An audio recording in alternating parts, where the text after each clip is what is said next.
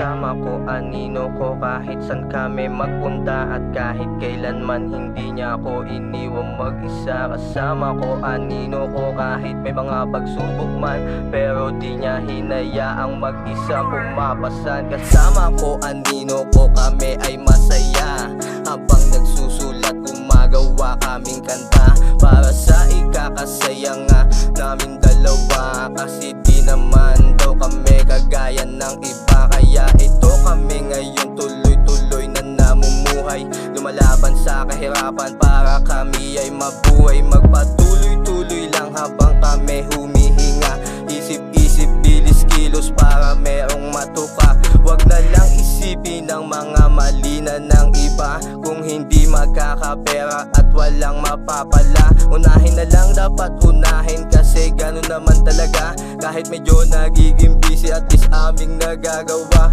ang mga hilig namin sa buhay, para merong kulay na nagbibigay ng buhay at aming pang isinasabuhay. Sana lahat ng mga nais ay mapasamin kaagad, basta ngayon ay kukuhain tapos take it kaagad. Ang laging sasambitin kapag aming nakuha na yung mga dapat sa amin, dapat nga ay ngayon na. Syempre di na namin kailangan pang ipagbida, gawin na lang ang aming gusto kaysa matulala pa sa mundo ng o gamit ang aming mga salita. Isipin ang kinabukasan kung ano pang magagawa namin dalawa. Dala-dala aming mensahe mula sa natutulog, sasabihin ko na walang ate ay aming napuntahan ng nag-iisang ama. Gising na siya't nakatingin sa nag-iisang ina. Marahil siguro meron siyang gustong sabihin sa'kin, kung ano man yon sana kami ay pagpalain. Kasama ko, anino ko, kahit san kami magpunta. At kahit kailanman hindi niya ako iniwang mag-isa. Kasama ko, anino ko, kahit may mga pagsubok man,